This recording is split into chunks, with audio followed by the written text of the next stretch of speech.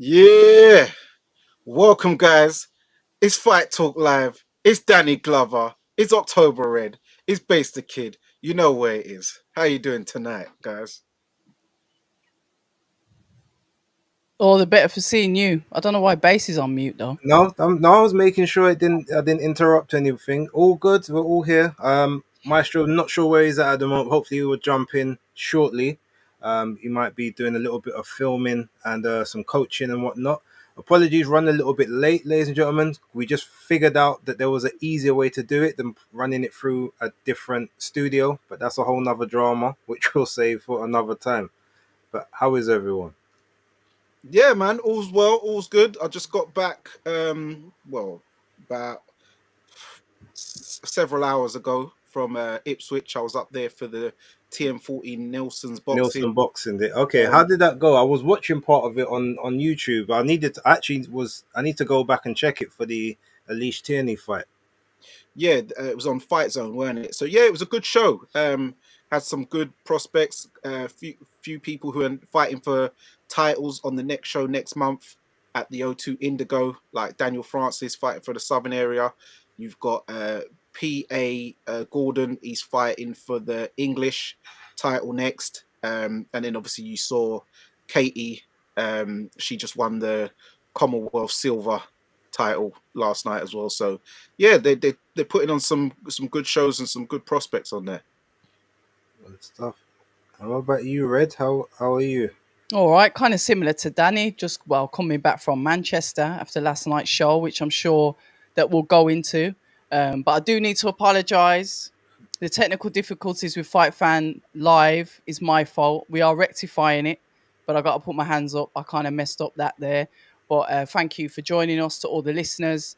We are going to be putting out some direct content from Fight Fan. We're going to have a TikTok account, an Instagram account, Fight a Twitter account. Fight Talk, sorry. Fight Talk. That's why I messed it up. Thank you for Um, the plug, though. yeah, you know what? It is what it is. We plug each other in a nice way. Pause. No diddy. Buddy. Anyway, yeah, we're going to get back on it.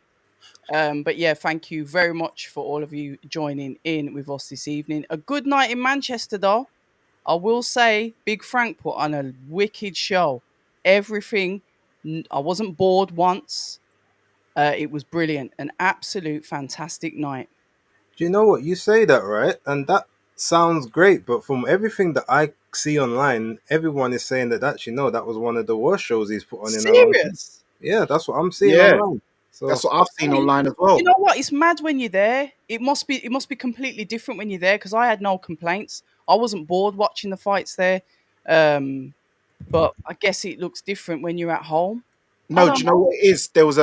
There's a mixture of things. One, because the Abdullah was it Masood? Yeah, I They thought thought he he won. got they thought he got robbed. Then I thought he won 100%. obviously Zach Parker. We'll get onto that. And then Okay, yeah, I missed that fight. yeah, I'm sure I know why. I was round the back. Oh, Yeah, I know. let's not do that. Let's not do that. Let's not. I know, in a Let's, clandestine location, but you know what? Let's not. let's not. Yeah. Let's keep it clean. Yes. uh, hold on, let me make sure that people aren't looking at that. So that's deleted. How do you join the live? You join the live in the chat. Is that DB? Is that DB1? You join it in the chat. We're not inviting anyone at the moment, so you have to listen to us rattle on to each other. Hopefully, that'll be entertaining enough for you.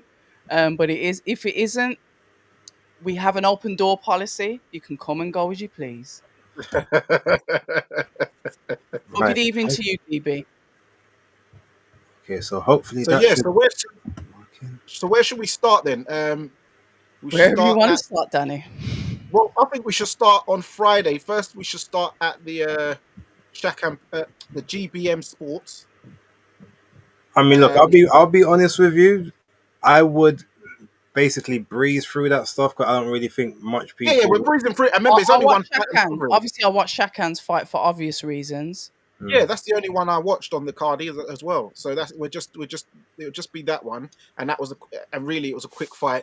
Obviously very surprising during. I'll go first. It's very surprising during fight week to learn of you know, Santos, well, a few things. Santos first being pulled by the French board brain scan. because he had a failed brain scan and a brain bleed and was unfit to box.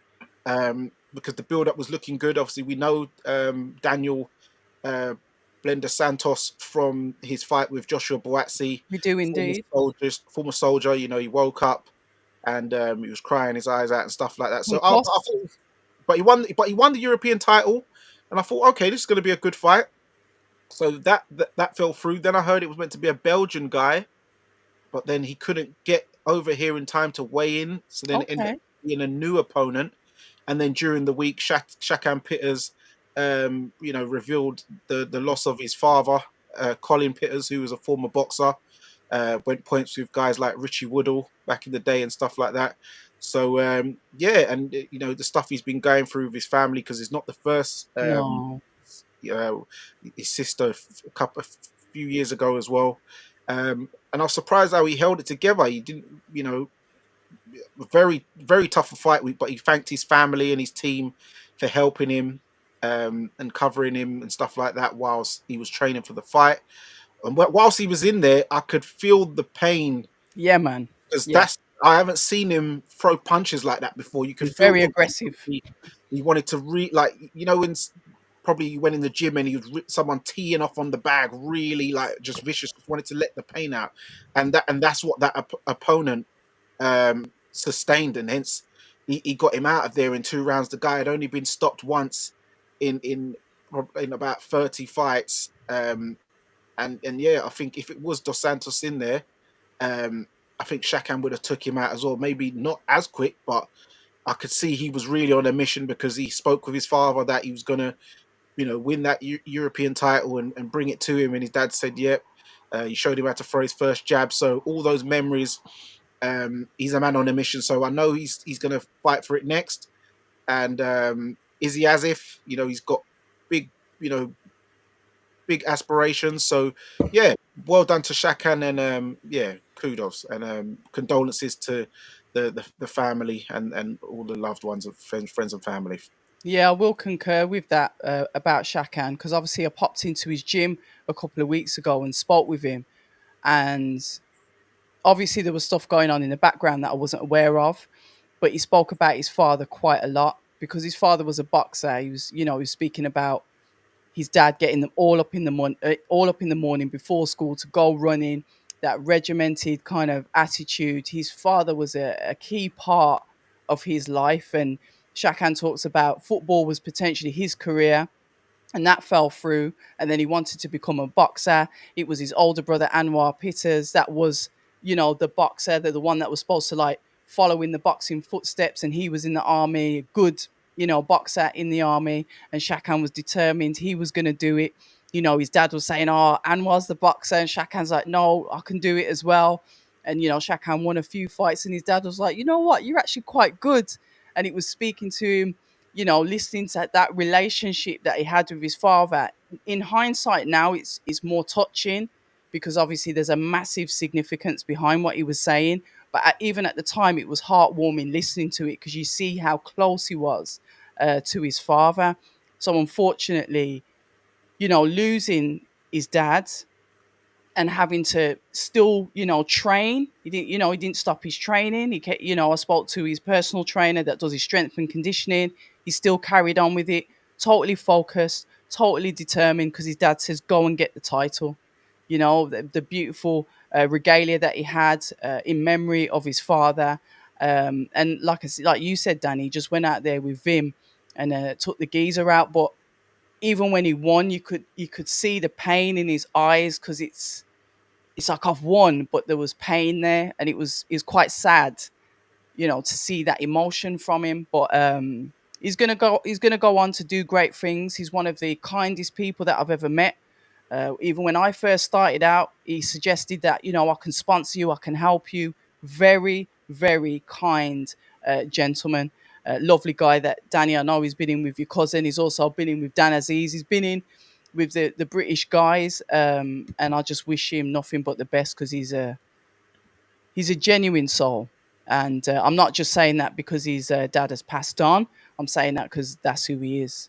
So shout out to Shakan Peters. Shout out to all of the fighters at Eastside Gym.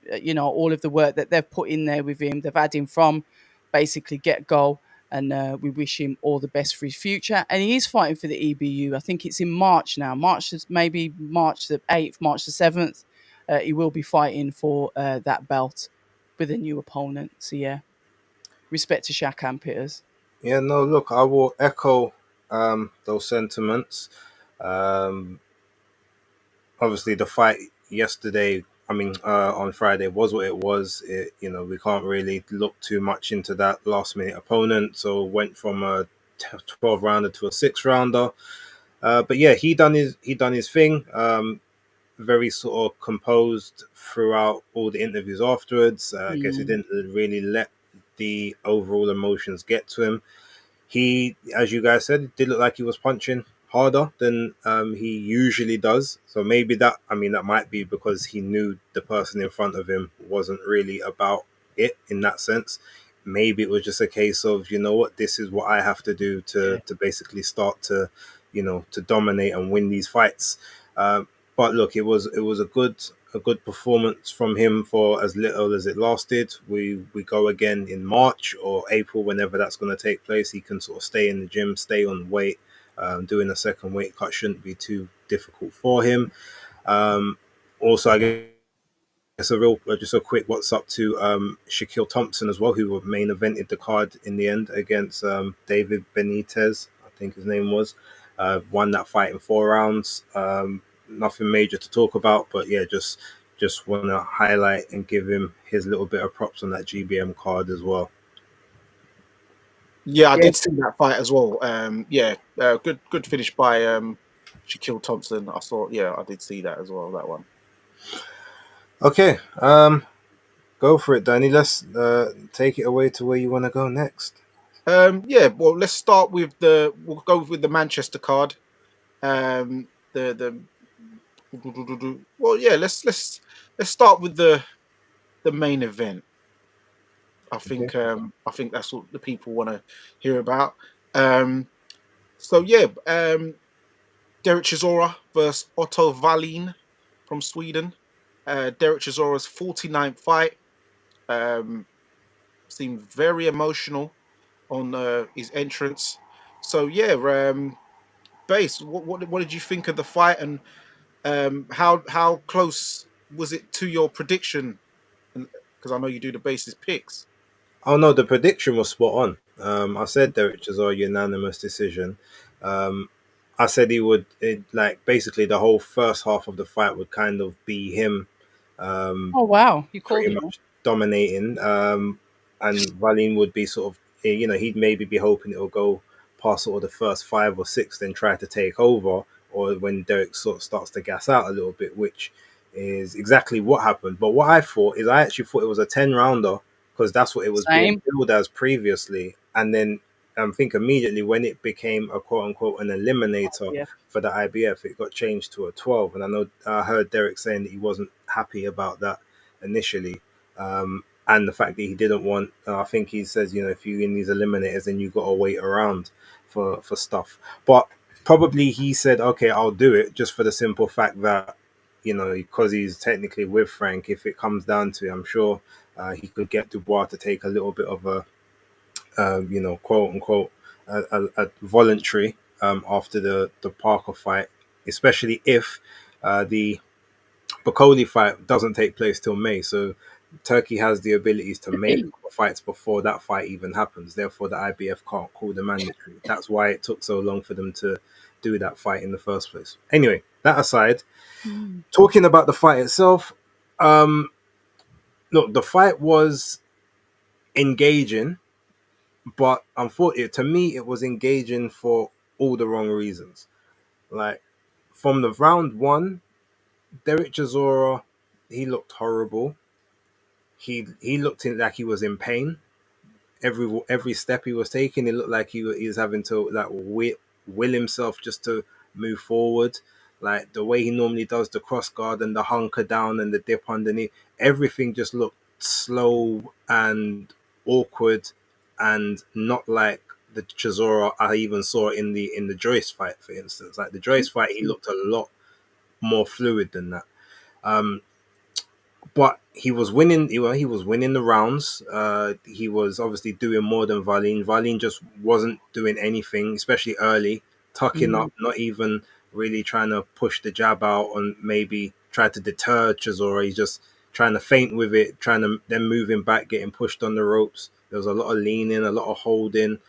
It didn't really pick up and catch fire, quote unquote, until about round 4, round 5, and that's where it almost kind of seemed like the old bones and the old joints of Chisora started to actually like lubricate and get into a bit more gear. He started to look a bit more intentful and forceful in his movement, but then all the movement just started to look like he had no equilibrium. It just looked like he was constantly off balance again, still Spot on. forward. It was just very clunky, and then that's where Wallin sort of started to come into the fight. He for me, I had him winning rounds 5 and 6. Then Chisora kind of came back in round 7, um, and I think then Wallin maybe had a good. I think he had a good. 3 No, rounds. Chisora was round 7. Wallin, I think, had a decent.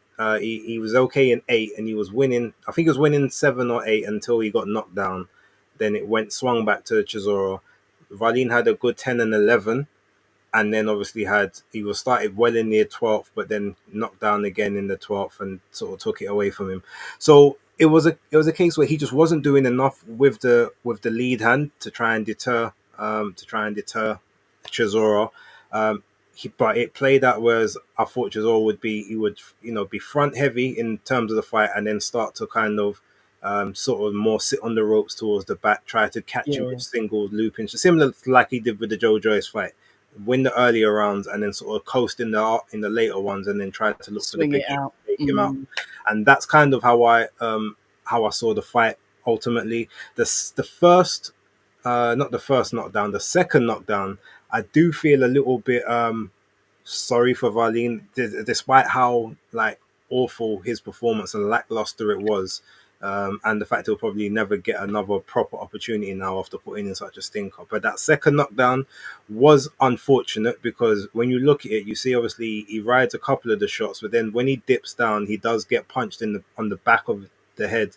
It's not to the side; it's right in the where the spine meets the skull, is basically where Chisora kind of caught him, a glancing shot, and ultimately that's what took his legs away, and that's how he ended up getting dropped for that second one. But it wouldn't really have made much difference. Like Chisora, all he had to do was not get knocked out to win the fight in that last round, and he did what he needed to do. I scored it 116, 110, same as one of the judges, and I was closer to him and the other one than the 114, 112 judge. I'm sure people spoke about that. I did look at that and I said, if you're looking at it, there was a round where I was gonna give to Wallin, but I ended up just shading it over to Chisora. So that could technically have been that 5th round. And then I don't know where you find the 6th one from, but it wasn't as awful a scorecard as people have. It was a bad scorecard because I don't trust it, but it wasn't as bad as people have made out compared to some of the other egregious scorecards we've seen in the sport. But yeah, that's all my thoughts of the fight. I was all for, and technically, if he wants to do it, I'm happy for him to do the 50. But after what I saw last night and just how much he regressed, even since the Joyce fight, I don't know. I think 50 is now a bit of it's a bit of a problem, especially with the choices that he put up in the ring after the fight. But yeah, It's funny that you say that though, Base, because in the post-fight press conference, he said he had his ears went from, I think, round number 1 or round number 2. So you're spot on there. You said his equilibrium was off, his balance was off. He said from, I think it was round 1 or round 2 in the post-fight press conference, he says that Wallin popped his ears. So you're spot on with that. Like to say, he was absolutely all over the place. I'm just looking at some of the comments. Where the first knockdown was so strange because Wallin obviously just went backwards and literally fell over himself. But when you like freeze frame it, and somebody put it up on X, it looks like he's just like sat in the air with his legs up. It's absolute. It was a crazy fight. There was a lot of backwards and forwards base. I can't really disagree with anything that you've said, except for Wallin just looked like he didn't want to. He just looked like he didn't want to be there, like he didn't want to engage. From ringside, it looked like Derek had hurt his or popped his nose early. Not that there was any blood, but you could see that Wallin kept on like breathing weird, or like he was trying to sniff through his nose to see if his nose was okay. So we know that he had that injury from when he fought Anthony Joshua. Has that filtered through to this? So, but I thought it was a good fight. Derek once again showed heart. No, he's not the most tidiest of fighters. He's not that compact, complete, beautiful boxer with that mixed in professional and amateur style. We're never going to get that from Derek. But I think he did a really good job. Maestro's in the chat. Maestro, don't you want to jump in?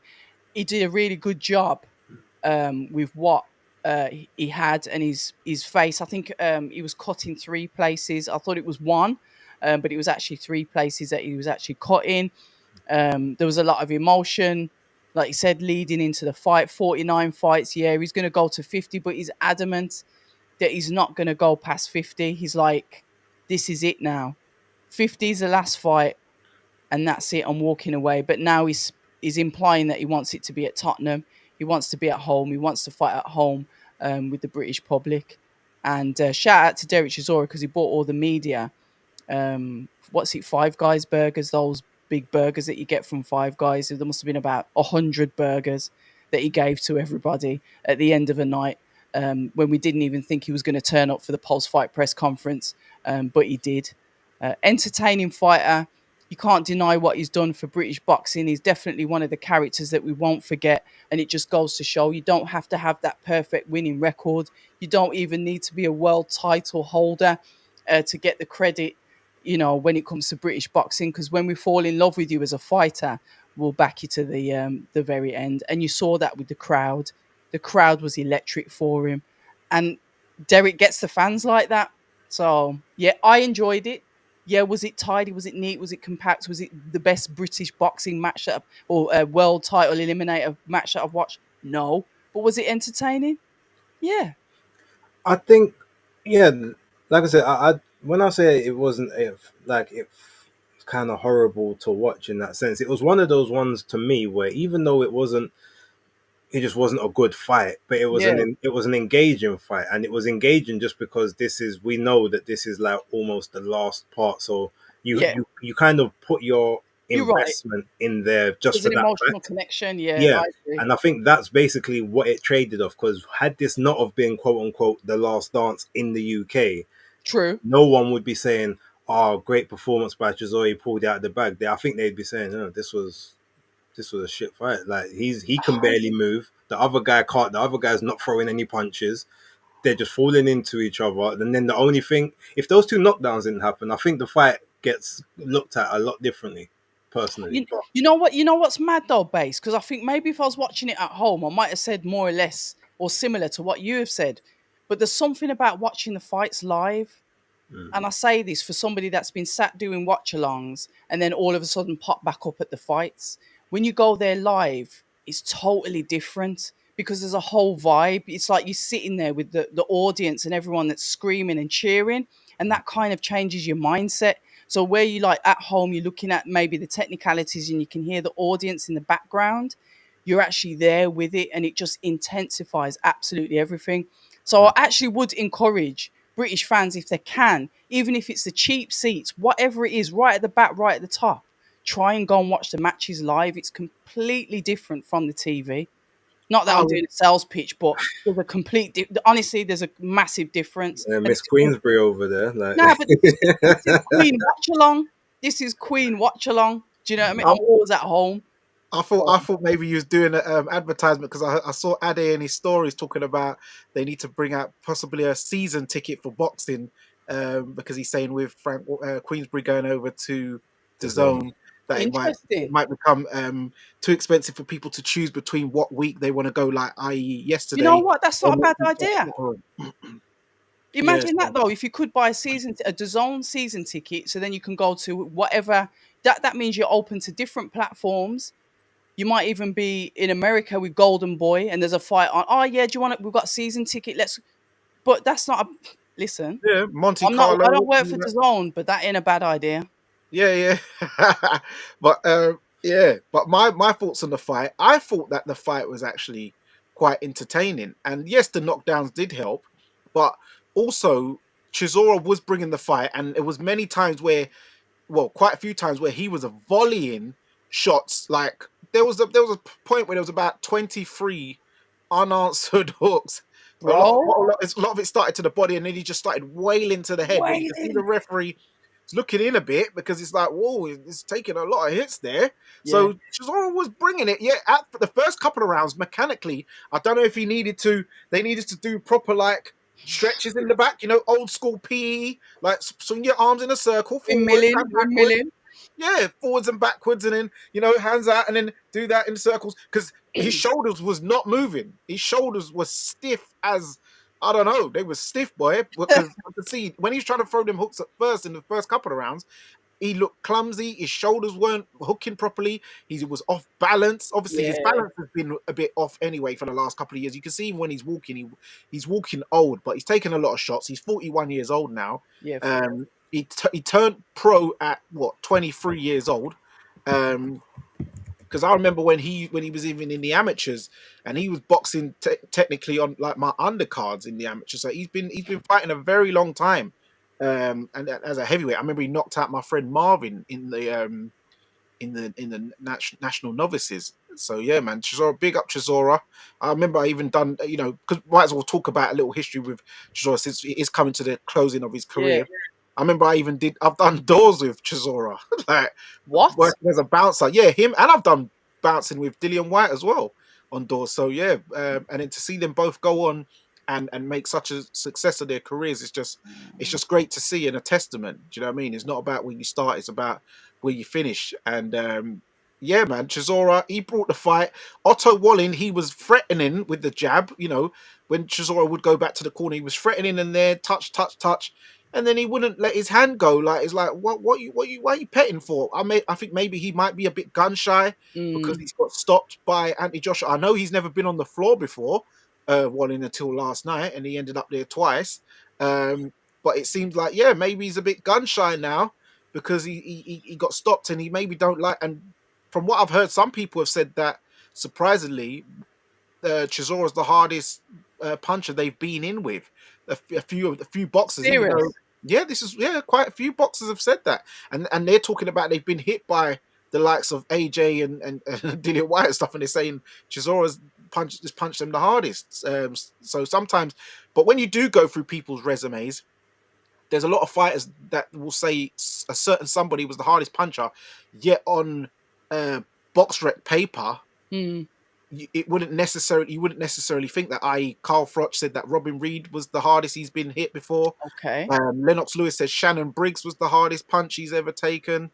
Well, that wasn't surprising. Yeah, because he had him running across the ring. But the thing is, what it is about the hardest punch. And sorry to jump in. Like, I think a lot of them said that. I think mechanically, because the way Chisora throws his punches, he throws his entire body into every shot. Whereas a lot of them, it's the hip, it's the arm, it's the shoulder straight in. But Chisora is everything. So even though he's not big enough, it doesn't really get the knockout. The punches themselves are a lot heavier because there's a lot more weight behind each individual punch. Agreed. So, yeah. Yeah, no, agreed. And because the way he throws it, it's like a street fight punch, almost, because it's when you're on road and and a civilian really just lamps you. So you can imagine him. Oh my God, I would not want to be in a dust out of him because he's putting everything in. So yeah, well that maybe that Uber boy he knew. Don't just allow it. Just pick up your 5 guys, deliver it, and just head to the next. Does he sound a bit crazy though, guys? I know, like I said, he's not been a world champion. I think did he win the Commonwealth? He won the European. European. He won the European once. He did get that, and he won the British. Would they even consider him as part of potential like a Hall of Fame, or is there a certain standard for that? And I know you guys would probably laugh me into the mud. No. but Um, he has done a lot for British boxing. he has, but he wouldn't get into an international Hall of Fame because Right. he Okay. hasn't done enough from an accolades or I Okay. think maybe a cultural standpoint in that sense. However, Yeah, He'd get into the British Boxing Hall of Fame for if sure. there was one, yeah. Yeah, okay. because someone like even Harold Graham, who didn't win a world title, Mm. Yeah. who they say is the best boxer to never win a world title, and he came close until he met the Hawk. Well, the Hawk just iced him once. He I was so remember ahead that on the card, fight. and Remember Smith, the Hawk with one eye as well. That's what makes yeah, it with crazy. one eye, the one-eyed Hawk. Um, I love getting licked him. educated by you guys. Yeah, what's it? Julian Jackson Jackson. licked him with the hook, and he was out before he hit the floor, boy. Man, he's got that plantation power from Oh my days. You had St. to put it Thomas in the in. Virgin Islands, man. But yeah, no, big up to Chisora. I Yeah, thought the big him up, fight was good. yes. I thought the fight was decent. What But yeah, about MBE or something like that? Do you think he should be put forward for something like that? Because he's like, well, make he Britain wants, great he again. wants to get political Probably, now. I don't think they would because Serious. he's got too much in his past. He's got a That bit is, of vim yeah, behind. like they like people that act and are all kind of prim and proper. He's very much not like that, and he says a lot of things that aren't in keeping with the embassy as such. So yeah, I don't know if he would get that accolade. Yeah, Mm, he's been to law school before a couple of times, and okay. also when you're shouting on TV, I will physically bun you. You know, Hmm. that's not really going to get Hey, you it's an accolade. emotion. Yeah, I But you know, know but what? He is a really. I know people don't get to see this side of him, and I was a bit skeptical of him because obviously you see him and he's quite an aggy character, and he can flip as he does. But literally, like sitting down speaking with him, he's somebody that's like pulled me to one side and given me like business advice, like offered like to help and like push me in a like certain direction for my brand. So I guess that's kind of the side that the public doesn't see of Derek. We just kind of see this wild side, but underneath all of that is somebody that genuinely like wants to help, and I can say the same for Dillian White, but I'm sure we're going to get on to Well, discuss him do you later. know what? I think technically people are seeing that side of Derek now because he's Okay. been in his last few, especially in the last couple of fights, he's been talking specifically about people should be sharing the wealth or sharing the All knowledge right then. or not, Yeah, well, there you trying to go. hog everything for themselves. And you can hear him in the interviews. He drops these little nuggets in between the Facts. obsceneries and Yeah, stuff. So I facts. think like Facts. if you're searching for it, you find everything that you've just spoken about. yeah, Yeah. even a few years ago when he was telling a big news outlet, media outlet, you share the pie, Said the stop hogging name, the man. pie. Oh, I remember IFL. that. Stop hog Shout out up to Coogan everything. from IFL. He said, "Stop being so greedy and start sharing out the pie." I remember Sharing that. out the pie, and Yeah, I yeah, remember Derek, that. I mean, Derek, he's given me some advice, and he's a cool guy, man. Obviously, he has his good days and his bad days, but don't we all? I hope he Um, gets some accolades for the stuff that he has done for British boxing. Whether yeah, you agree with him, whether you like him, I understand that there's plenty of people that don't. However, he has been a character for the sport. yeah, and big up my boy Leon Williams, who was part of his training team as well, helping him with his strength and Was he? conditioning. Yeah, yeah, As yeah, yeah. in Vidal Riley's Leon Williams? No, Was no, it? no, no. Oh, Leon Solid Williams, former British cruiserweight champion. oh, and he had Ross Amber on that cut as well, and he was spot on with that cut because I was extremely worried about it. The one that was bleeding profusely to start, but he Yes. had Ross Amber in the cut. He looked solid cutsman. Yeah, good cutsman, and also what I would say about Joey Gamach, you could see him in the corner around the 11th round. Oh yeah, screaming. He was trying to G him up, but you could hear he'd given up. He was like, "Come on, man, just you can knock him out." Like he's trying to G him up. He's like, "This is what he's." But he's like, "I can't feel it because I know you'd give. I know he's given up."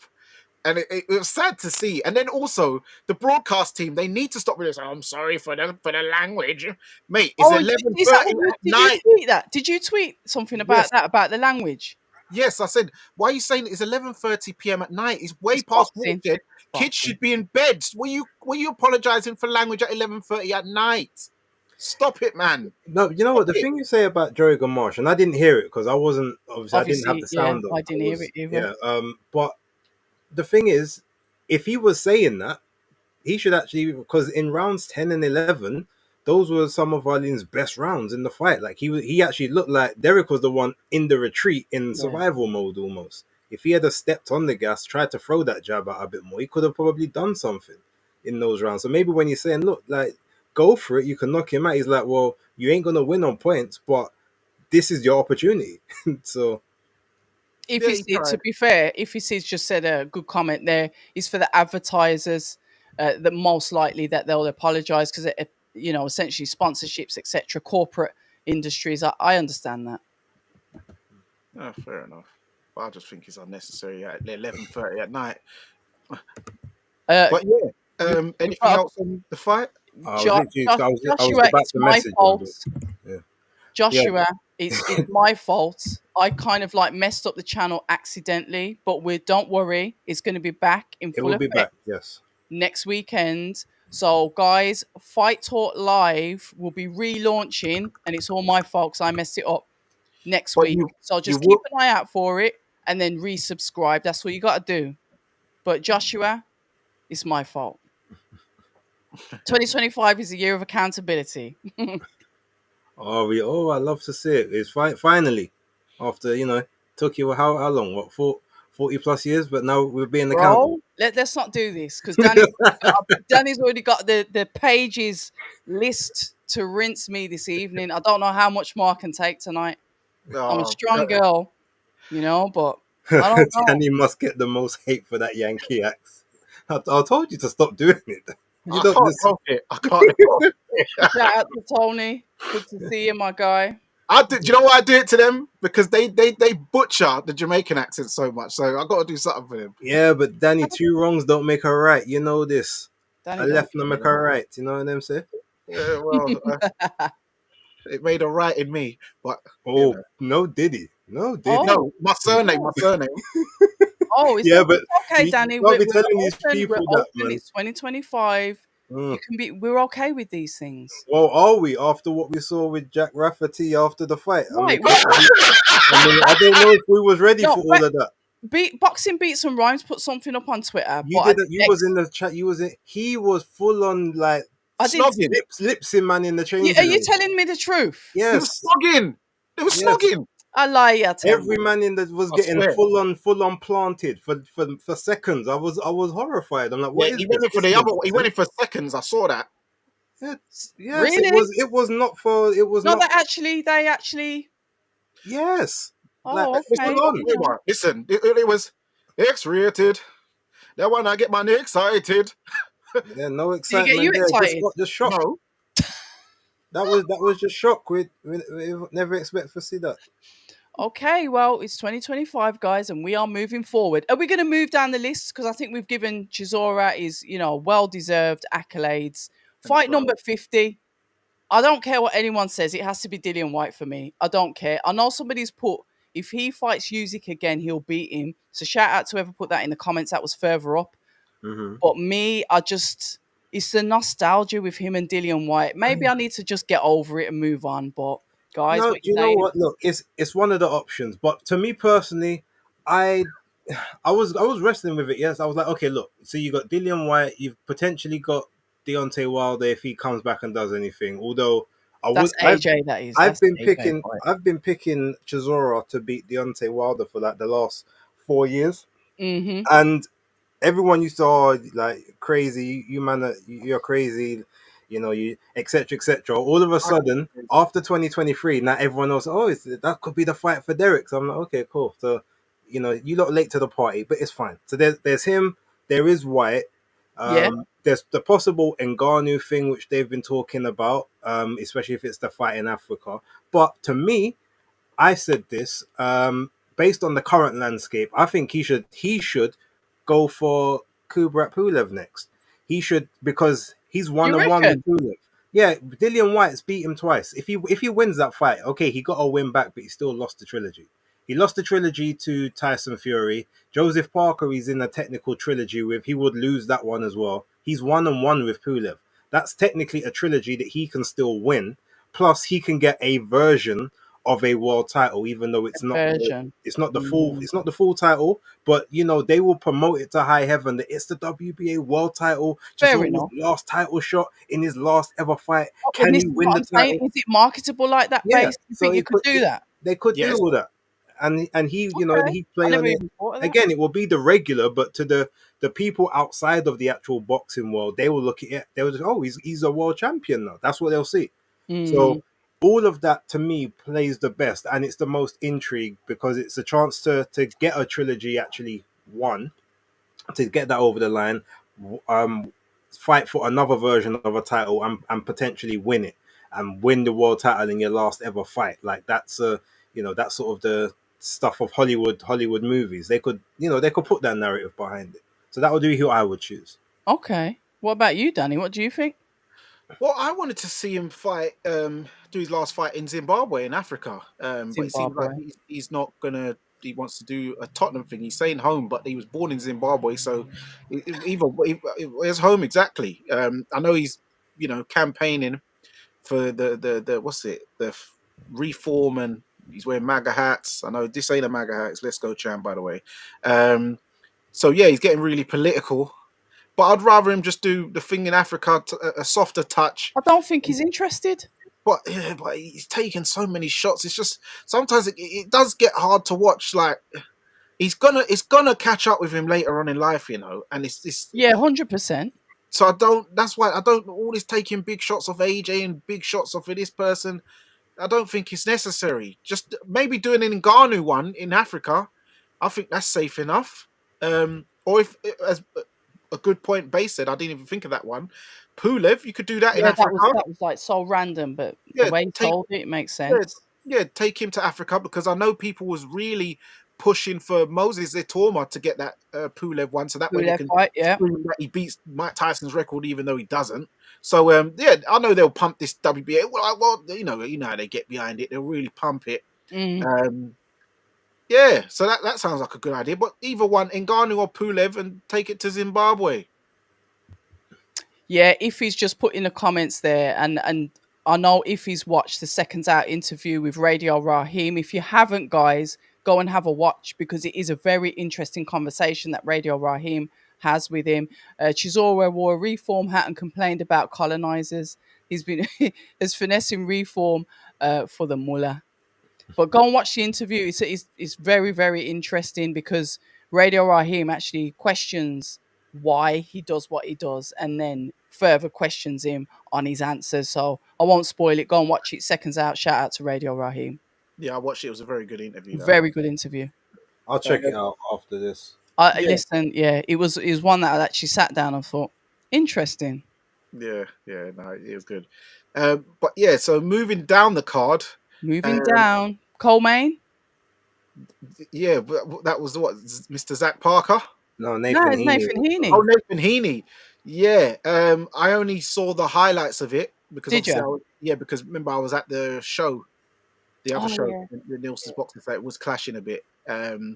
So yeah, I saw the highlights and yeah, Nathan Heeney, the entrance, man. Surely they're going to use some of those clips for some promo advertising for certain channels because he was like they was getting all the best camera shots of him.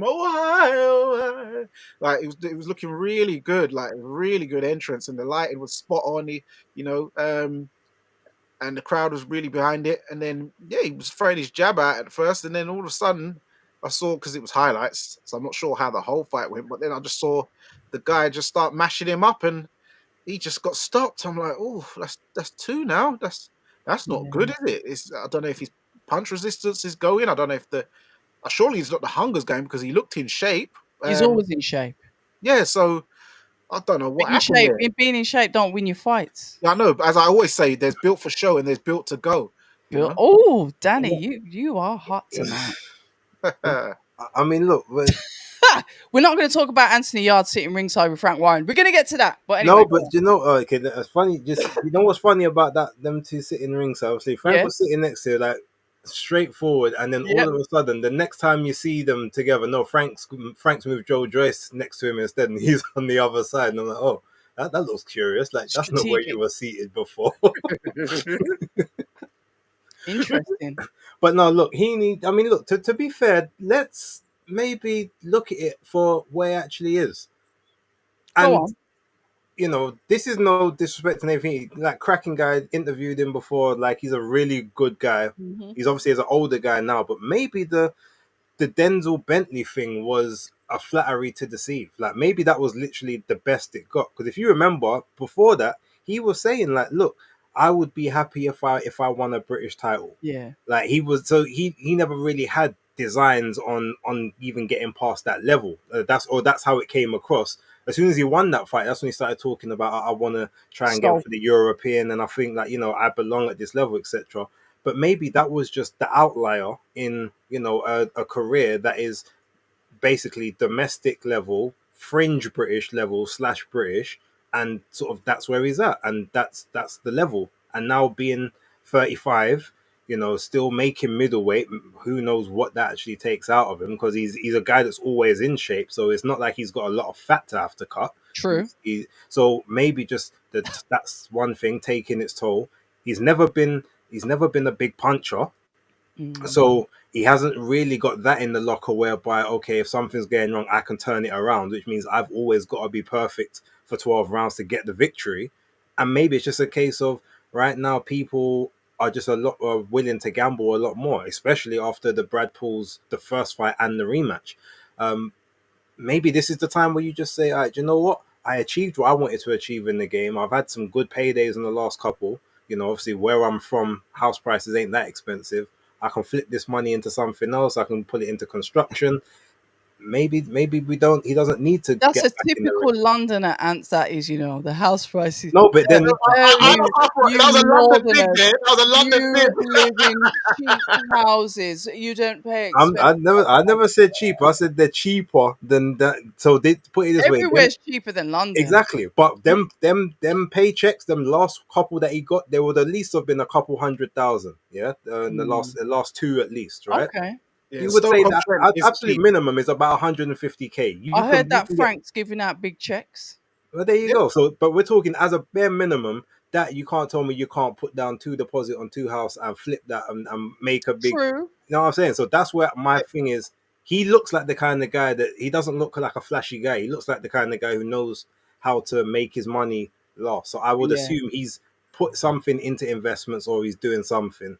Maybe boxing now. Maybe you have one last one for for like the final bag. If you win that, okay, great. If you lose that, all right, your time's done or whatever. But yeah, it just looks like maybe he's just not at the level that he was 2 years ago, and that's fine. He's Yeah. 35. He's turning 36. Like maybe he doesn't do it anymore. But I'll be interested to see what happens. And it just goes to show that sometimes it's just on the night. Denzel Bentley was going through a lot of, and I keep going back to this fight, but we know what Denzel Bentley's capable of. We know who he is, what type of fighter he is. And he was going through a lot at the time of that fight. And he just didn't want to pull out because he's not the guy that's going to pull out of a fight. But then the consequence of that is, like you said, the rise and then the fall of Nathan Heeney, because it's like, do you then think you're a lot better than you are because of the fight that you win, and then it almost sets you up for a downfall. But yeah, Christopher Anthony, are these are snobby Londoners in the comments? The snobby Southerners. I need the Northerners. Where are the Northerners? Where are the Midlanders and the Northerners? I need you to shout up, please. wait, it's Shout up in the 150k chat. 150k in Stoke-on-Trent. 150k In is not buying you Stoke-on-Trent. nothing. In Stoke-on-Trent. I don't know how far is that from Birmingham. That's I Oh, know that's fine. 150k that's near that Sunderland. ain't buying you nothing nice in Brum. I'll It's tell near you that. Sunderland. Yeah, it's near Sunderland. That's getting you something. That's getting you a Yeah, property. no, but 100. Come on, Red. 150K, like Yeah. for a deposit wise, you're talking at least a 3 bed house. Oh, 150. deposit, yeah. Yeah, but they never said buy it outright. I was about I to said say put deposit on it 150k and is then flip it. getting you a What? flat in a dungeon. Well, not in No, Birmingham. No, you in Stoke-on-Trent you can get a 2 bed house full price for about 200. Definitely. Yeah, you see, so we're not being, we're not disrespecting the ends. We're just saying Oh, for you that know what? money, It's all right. I make get it it, stretch. Southerners. I get it. You're the capital. You've got separate entities within the city. I get it. I get the elitism. I get it. We're not elite. We're struggling down here. Oh, You yeah, guys you're have got it struggling. good. Yeah, yeah. You get London waiting, don't you? What London waiting don't do nothing. Exactly. That's Yeah, peanuts. at least you get it. That's Look, take, peanuts. take that London waiting off and give me Birmingham prices. I'll be happy. Listen, yeah, I don't know where Nathan Heeney goes next. I felt a bit bad for him. I mean, I saw the opponent's girlfriend literally run towards the ring when obviously he got the W, and the tears were streaming down her face. The happiness. Obviously, check's going to be in the bank. Opportunities are probably going to come for this, but the emotion that his girlfriend, the opponent's girlfriend, expressed through his win, that was nice to see because that's a different side. Yeah. I'm not sure where his opponent was from. That's what I was going to ask you. Where's he Is from? he Brazilian? Sofiane Carty. No, he's I think he's French. Yeah, Sofiane Carty. He's French. Okay, he might be like Algerian French then. Or something. okay. But the happiness, the delight, from like his missus was like, yeah, that was nice to see. I saw the other side of it because I was in the away corner. Okay, yeah, man. I mean, look, Uh, yeah, with regards to that, outside of obviously the whole fight, like, the way you said that you saw the highlights, Danny, is pretty much the way the fight took place. Like first round, first two rounds, like Heeney was doing very well behind the jab. He was trying to be a bit more forceful with the backhand as well. But you Mm. could see in Carty's face that he just wasn't really, like, nothing really bothered him. And then Yeah, it's it didn't. Yeah, and yeah. then it became a point where he started looking and saying, all right, you're throwing these shots, like, fine, I don't want to get hit, but I'm okay with this. But all right, let's see what you do when I try and time you. And he And was that's basically, exactly he right. was missing a lot of the backhands. He was missing a lot of the power shots to start off with, but he was jabbing with Oh, Heaney and he was beating him to the jab. yeah. And that's where Heaney was starting to get Crumble. disturbed and frustrated, because Mm. obviously he's launching into the jab. He's getting hit with the jab as he's launching in. Yeah. That's what busted up the nose. And I saw the blood from the nose coming before everyone else did in that second round where it started. And they didn't, I know no one was Okay, I really didn't notice talking it in about it. round two. Yeah. No one was really talking about it until towards the end of round three when it started to stream down the mustache. But I noticed it from early. And as soon as the blood started coming out of his nose, that's when everything was starting to fall apart. And then when he realized that, Sofiane, who's not even a puncher himself, 7 KOs in 18 Oh fights. wow. But when he started to kind of let those shots go and they were catching, Heaney didn't really have the answer to it. Also, Mhm. another criminal thing that Heaney was doing, and obviously he must have thought, he did it against Brad Pauls in both fights, which cost him. He did it towards the end of the Denzel Bentley fight, which started to look like it was costing him. He was carrying his hands too low. His hands were always here, like in his chest. So it's It's like, no, open, you've got to, it's got to be at least one of them's got to be protecting yeah, something. like they're both here. So when he's Mm. trying to jab and he's jabbing here, but this hand's down here, so Yeah. you're getting caught with a jab. You can't block anything. So yeah, look, fundamental errors on his part.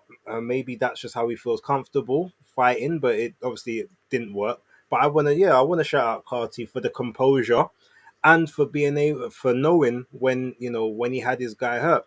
And it's funny when he actually got the first knockdown, Mm. um, when he obviously, so you see, obviously he punches with Heaney again. So you like hook him with a hook or punch with a punch. You see, and you see the gum shield come out, and you see it drop, and then you see Heaney start to look. But as he's looking down for it, he gets caught right Oh, on the side, right just underneath the ear, right in the neck. gone, And mate. you can then see his in the slow motion, because you probably won't see this in the crowd, but you see the slow motion, his eyes like they widen, Oh and dear. then all of a sudden there's the delayed reaction, and then he starts to Drop. wobble around Yeah. after, and then Carty just sees him, he's after him, and the ref sees the gum shield, but he's like, well, I can't stop this now. And What do I choose? yeah, but then the funny thing is, it's like he catches a couple thumps, but then Carty is actually falling in and smothering himself, but then he actually like knocks into Heaney and bumps him over. But it's like you can't, it was still, even though he pushed him down, the punches beforehand were reeling him anyway, so it had to be a knockdown. And it's Yeah. only lucky, obviously, he got the gum shield afterwards. His corner took they took as much time as they could trying to wash Well, that gum shield, make sure there's no grit, tactics. no nothing else. Yeah, but it didn't help. But yeah, by There any was too means much time necessary, left in the I round. guess. Didn't help. Mm. So, but that was fun. It was a fun ending to the fight. Yeah, yeah. So moving on down. What was the one after before that? That was that. Jack Rafferty and Reese McMillan was the one before that. That was Okay. good. That was kind of open and shut though for me. Yeah, I didn't see that one. So yeah. yeah. Basically, if I can summarize it so that we don't spend too much time because we got some juicy across the pond stuff to talk about. It was basically a fight where McMillan sort of had decent fundamentals, but he just didn't have anything to deter Rafferty from imposing his will.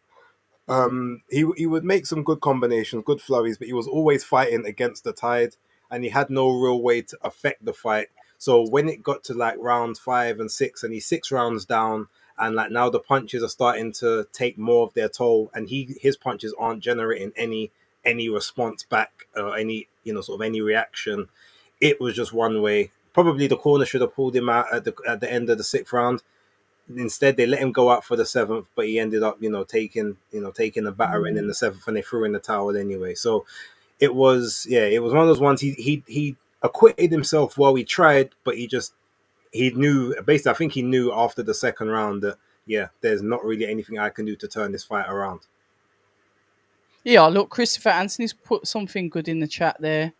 Even though you're a southerner, stuck up southerner. Good evening, Christopher. Jack Rafferty looks quite good. I'm not going to lie. It's the first time I've seen him. Too much gas on Azim and Dalton Smith.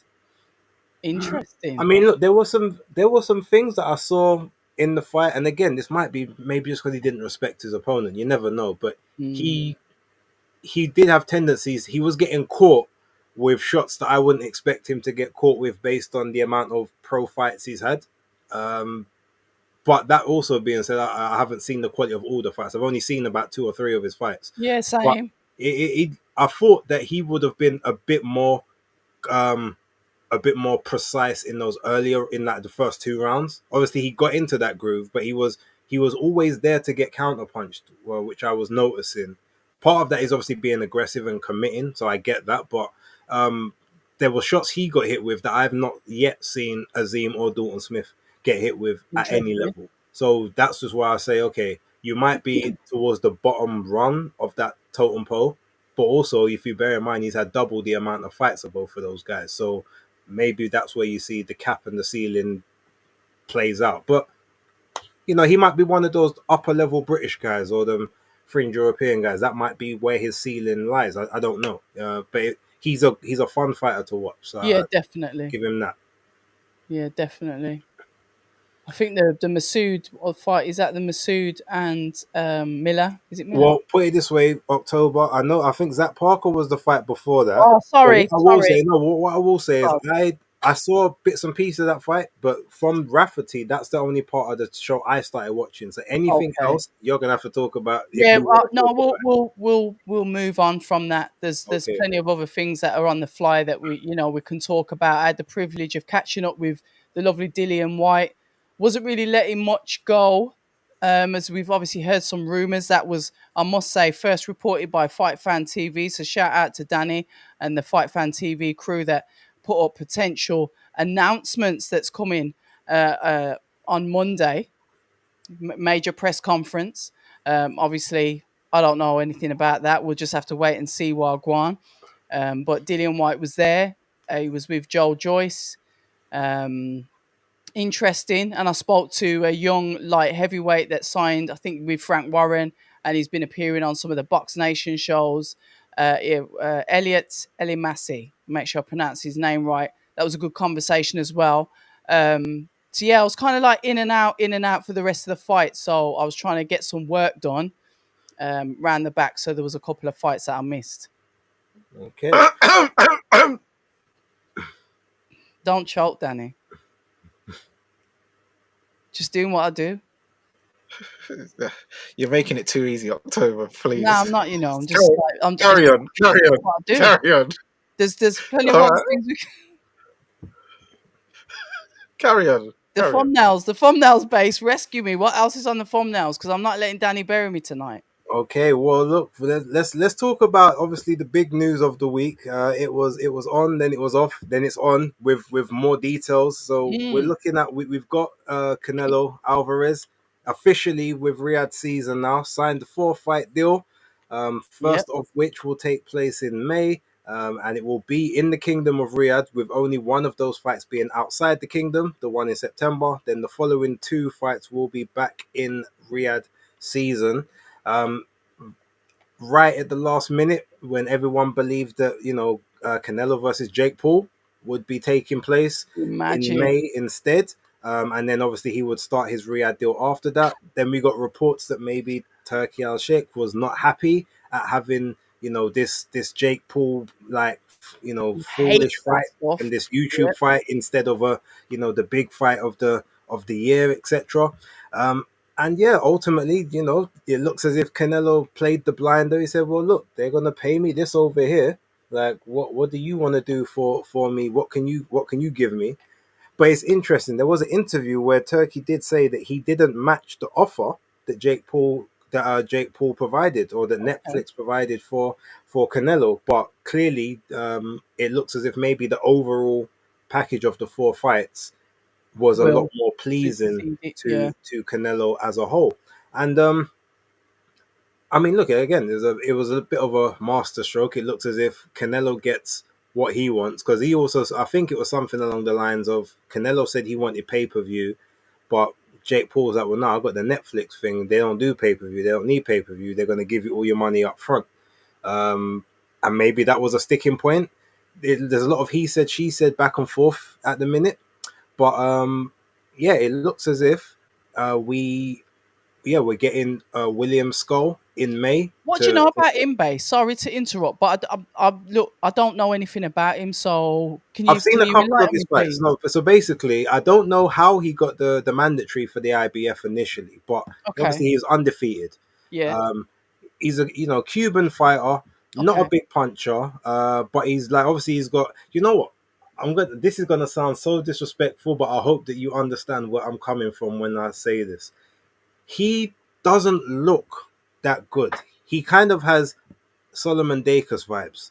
Oh Like, dear God, why? no, no, no, no, but no, but let me like, he doesn't necessarily look anything special, but it's clear that whatever he does is effective enough to win Keep him in fights. there. To Yeah. keep him in there. So he hasn't been at the level where maybe what he does is not good Okay. enough yet, so to speak. But he's a counter punch. He's a mover.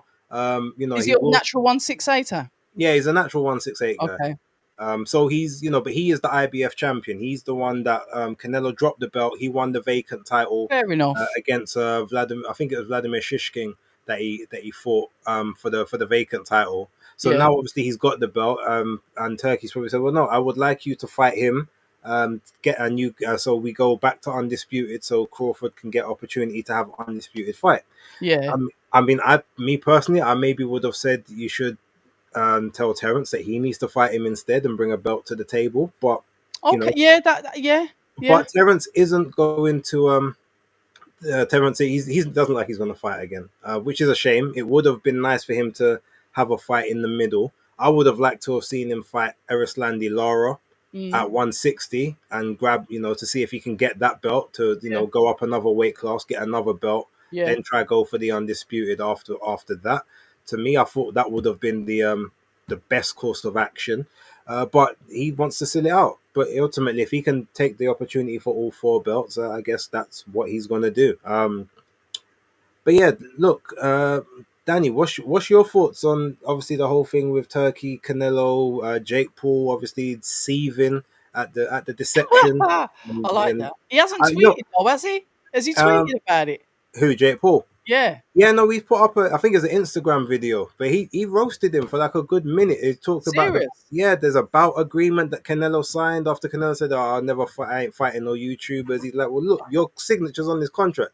You was ready to fight me," but he basically called him a mercenary, which is funny because I called him a mercenary in one of my other videos. I said, in the best possible way, he's literally just a mercenary for hire at this point in his stage. Yeah. Who's paying me the most money? Who's paying me the most? Yeah, let's Yeah. get it. and I can't. I'm not hating on it, but it's just the Jake Paul video was funny, and he said, "Oh, get that herpes sorted on your lip as well." You Jesus punta. Lord. Covered Yeah, that. yeah. And he Seriously, zoomed in, and he zoomed in. He oh, zoomed in, come and then he goes, on, man. he was calling him a punta.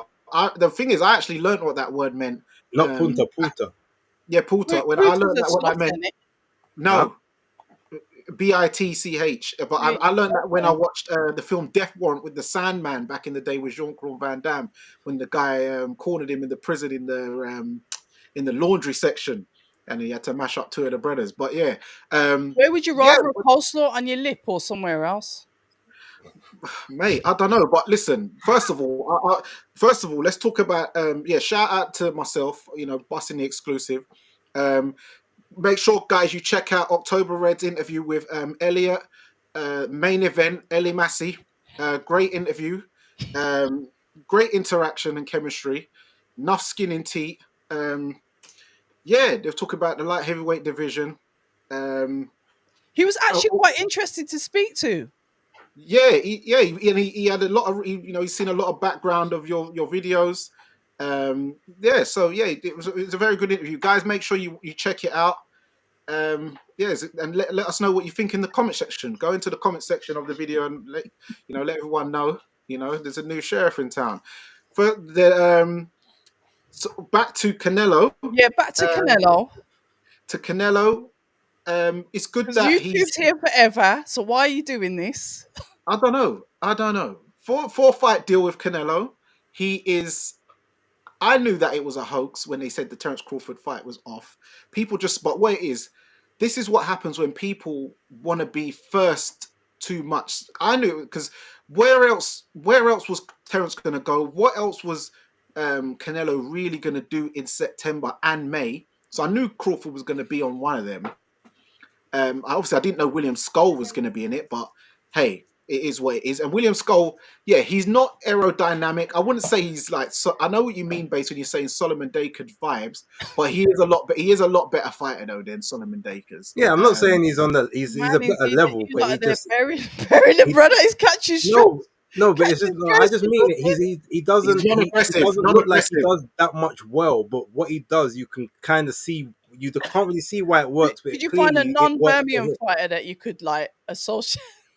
Well, no, associate? because Solomon's just the perfect. He's the perfect example Oh for wow, this. Unfortunately, you lot are just disgusting. Wait, listen. I'm trying to find a non-aggressive Londoner. I'm trying to think of one. It'll Oh, get so to what me. you saying that from man from up north a week? No, I'm not saying that. I'm not saying that at all. yeah, I didn't say that at all. No, I didn't say You're that at all. interpreting that. Because there's man up That's north who maybe definitely. something that you got to discuss with your Nah. therapist.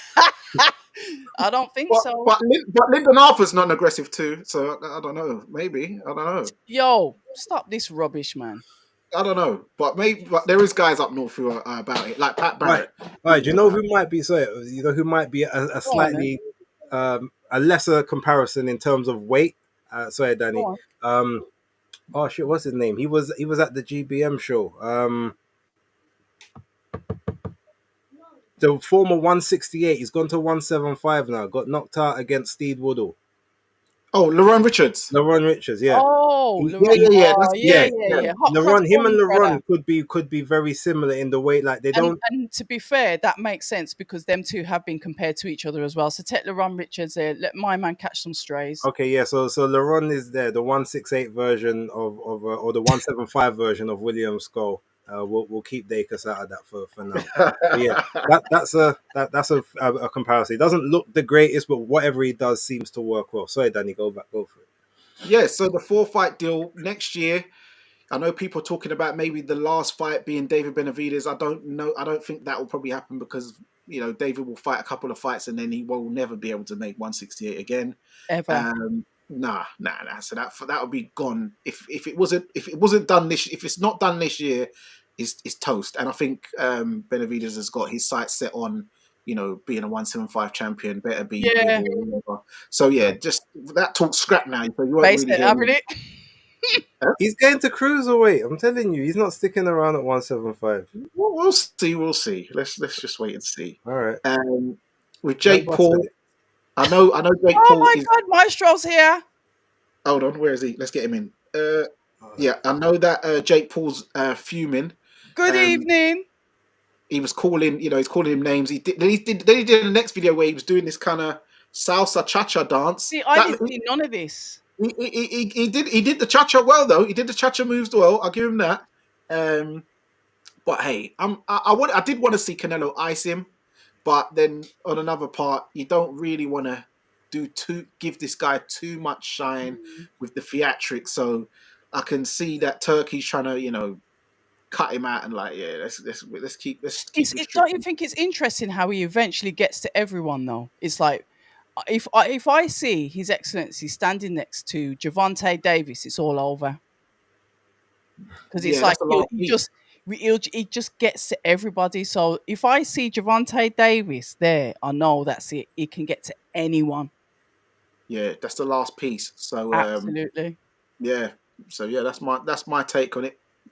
Maestro, talk to us, man. Talk to us about Canelo, Turkey, Jake Paul. I actually wanted to know from the panel, should Skepta have spit some bars last night for Derek Chisora? Derek wouldn't have paid him. Yeah, I thought he was put on the spot a little bit on that. When I called Danny after the fight, it is maybe JME or Chip might have spit some bars for him. Oh yeah, Chip would have spit some bars. Chip would have definitely spit bars. And I saw him in the ring afterwards too. So I don't know why. It was a nice. Obviously, the problem is Derek's got a reputation for quote unquote not paying people when he's supposed to. Like, in terms of he makes the bets in it, and then you've had Sam Jordan said he ain't paid him for like the last 2 years or something. So maybe they're like, well, where's the money? I don't want a Five Guys burger. I want to, Yeah, ringside tickets aren't exactly, enough for Skepta. I was telling Danny last night, he probably charges about $100,000, just to show up. So, yeah, I thought it was a great night for Derek Chisora. I thought it was a great night for John Oliver. I mentioned that on my channel earlier, and all of the amateur coaches that go unheralded and don't always get the respect, to give him that moment in the ring. You could tell it meant a lot to him, and it must mean a lot to his family, his grandkids, and also for all of the people that grind away in the ABCs, introducing the kids to the sweet science. They don't go, they don't get their credit a lot of the time. So it's very nice to see Derek Chisora do that. Now, as for the Jake Paul situation, that's what you're asking about, right?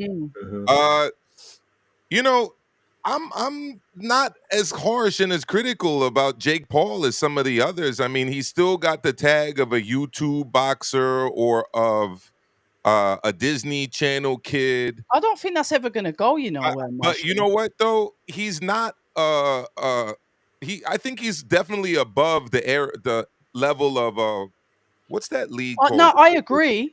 But the tag's there, Misfits. Yeah, he's above that level. At the end of the day, he fought Tommy Fury, real fighter, right?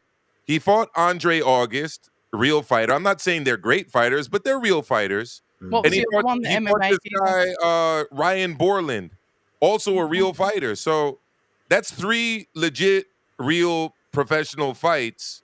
Now it's mixed in there with almost 60-year-old Mike Tyson and an almost 50-year-old Anderley Silva and a bunch of other MMA guys, but he's at least a 3-0. No, not 3-0. What would that be? It would be 2-1.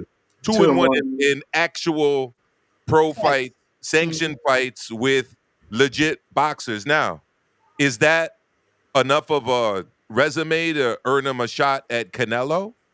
Obviously not, but what he was bringing to the table was money, Netflix, you know what I mean? A lot of fan interest. And as much as we'd love to see Canelo against Beterbiev, Canelo against David Benavidez, Canelo against Bivol maybe in a rematch, none of those fights are as big as Canelo versus Jake Paul. Numbers wise, market value, and this is what I'm saying. Market value, yeah.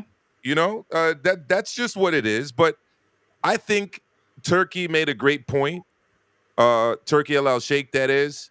This fight will always be there for Canelo. This fight isn't going away. It may not be as lucrative if he takes a few more losses, but it's not going away. So there's no reason to do it now. And what they've done to position him against William Skull, the undefeated Cuban IBF super middleweight champion of the world. I know Danny's going to have his views on him and him being a Cuban fighter, and all of the, We've covered this. the Yeah. stereotypes of Cubans that Danny seems to like Oh, to what about revert to. quitters? It's very unfortunate for somebody of Caribbean origin like Danny to be saying so many Are you saying that he's got a unfortunately crafty negative viral statements mentality? about his brethrens from the Caribbean, from the Caribbean. But it is what it is. Danny has issues with Cuban fighters. No, bro. One of my favorite fighters was Guillermo Rigondeaux. Okay, very good. Rigondeaux. I like that. I like that. He paints everyone with the Robesi Ramirez brush. Although and Rigondeaux. what happened to Robesi Ramirez happened to our boy Daniel Dubois, the Deptford daddy, right? The eye socket went and he made a wise decision, right? I'll never begrudge somebody for making that wise decision. And Cuba has the highest educational standards in the entire region, so they're smart from that island. So education and intelligence is not the same thing. Can't begrudge. It's the jewel of El Caribe. It's the jewel. It's got the greatest universities, the best doctors, obviously the best leaders. That's not even in question. So, and it also has the best fighters from the region too. So, bringing it back to William Skull, you rolled your eyes there. Do you have a problem with Stevenson and Savon and some of the legends there, Danny? No, you said the best leaders. I don't know about that. We're not going to do leaders. We can do leaders. We can do Fidel. We're not doing leaders. No other island. We're not doing leaders. We can do Nanny of the Maroons. We can do Sam Shaw. We could talk about Jose Marti. We could talk about Maurice Bishop. You want to get in the history of the region? I'm here to do it. But at the end of the day, you got to let's just ease back over to boxing. They had Maroons in Cuba too. They're called Cimarrones in Spanish. But they didn't have Nanny of the Maroons though. Okay, well we'll see. We'll see about that. But that's another topic for another discussion. The fact is, Canelo's fighting William Skull. Yep. And they can market this as Canelo going for undisputed to allow Crawford to go for 3-division undisputed. So it's actually a beautiful chess move right there by Turki El Sheikh. Great chess move, and it sets up a really big fight with Crawford for all the belts minus the IBO title, which is held by yet another Cuban in the division. Great fighter. Yeah, Iglesias. Oh yeah. Iglesias, the IBO 168 champion of the world right there. Fighting out of Germany, funny enough. So interesting. It is what it is. It's for 4 of the 5 belts plus the Ring Magazine belt. Yeah. Right. We are in the 5-belt era after all. And Canelo's doing his thing. William Skull's doing his thing. I gotta give them all credits. Minus the IBO title, of course. You guys laugh and roll your eyes, but Loma held it. Triple G held it. Dimitri Bivol, he did hold it. Better be held it. And the greatest of all time, Lennox Lewis, proud holder of the IBO title. Not by itself. I keep telling you, it's a good accompaniment belt. You can't hold it solo and say it's anything special. It's an accompanying belt. Yeah, I mean, they said that about the WBO title too. Don't forget that. Yeah, until it got recognized. But why did it get recognized? It got recognized because of Oscar, right, taking the title from Felix Sturm and then getting unified by B-Hop.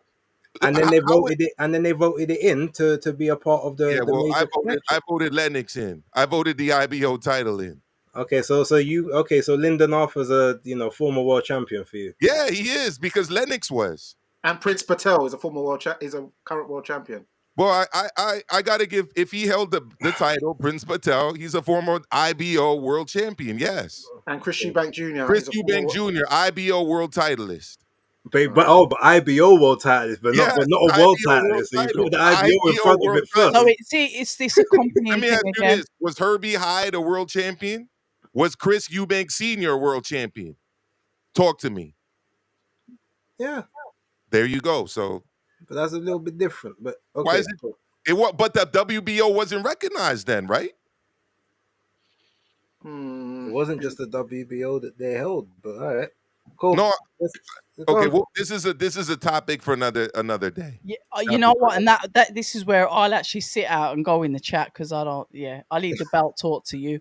So Canelo with his excellency Yeah. chess move, he's brought another one in.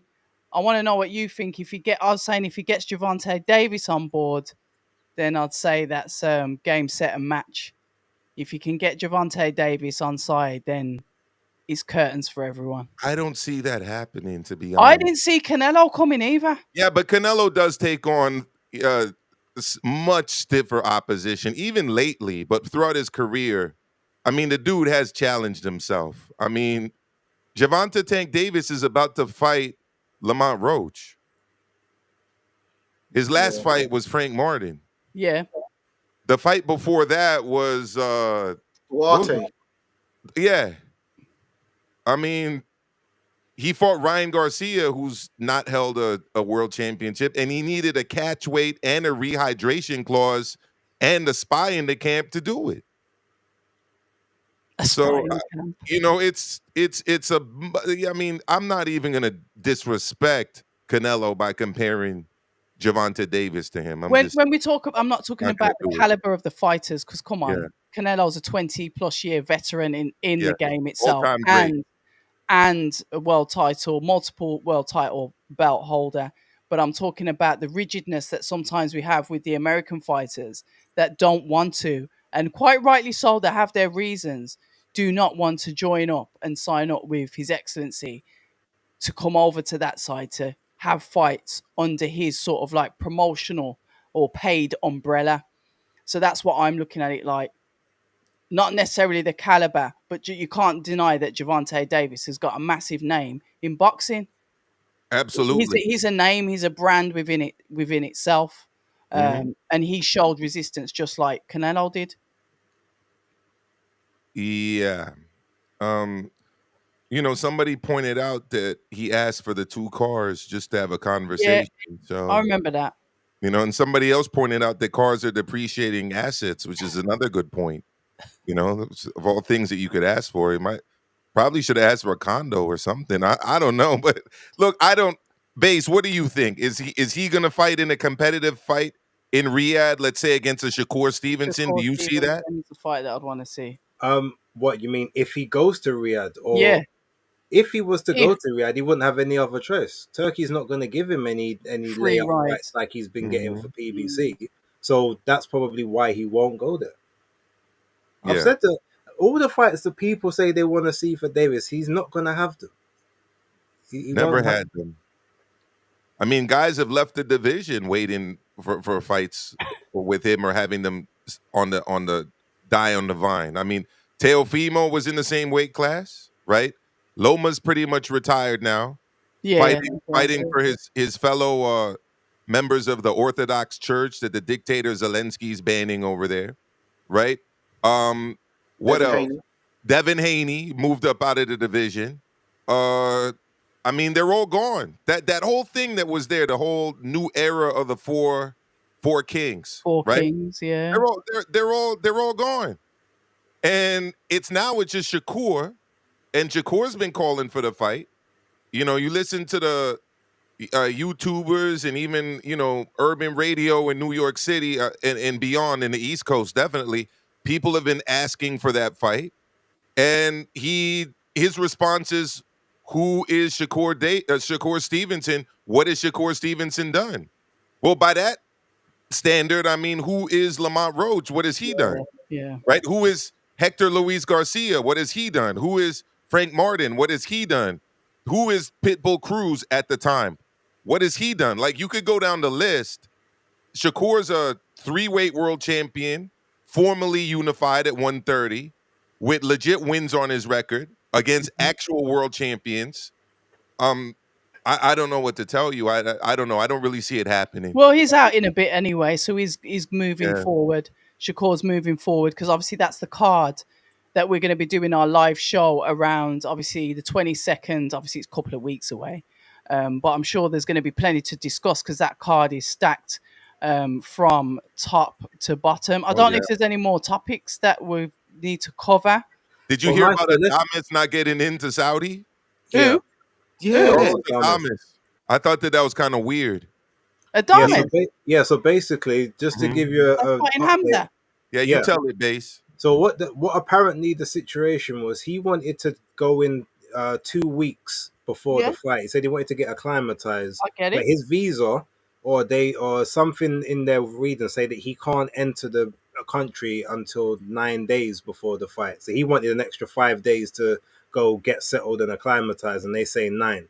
And obviously he was initially complaining, saying, well, I'm here at the airport, they won't let me fly.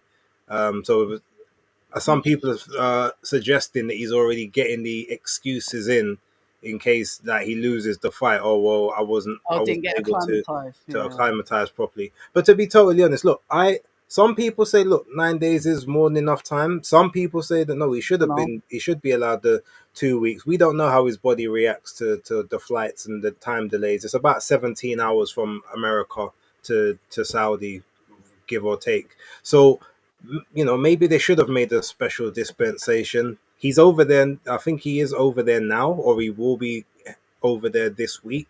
But I think obviously he wanted to go when he wanted to go. So here's the thing. I mean, if he's willing to pay for whatever the difference is between how many days they were willing for him to be in a hotel and whatever the amount of time is that he wants to be out there, I mean, why deny him entry to the country? That doesn't really make sense. Like, let him, if he's willing to pay his accommodation and cover his food expenses and just wants extra time to feel comfortable, the visa. He's the world champ. Yeah. You know what I mean? The thing is, they could have done it because there's been many fighters who've gone out there for a month, 3 weeks, and 2 weeks. Yeah, and 3 weeks. That. We've seen that. Yeah. But let's remember, he is fighting the ambassador of Riyadh season, so he isn't going to get the most favorable of conditions. So yeah, this is just you know what? Sorry, that I don't think they don't really. Everyone, by all accounts, they don't move like that. That's something you'd expect from maybe like Russia or like Germany or something. Whoa! Russia? Oh, I'm not doing this tonight.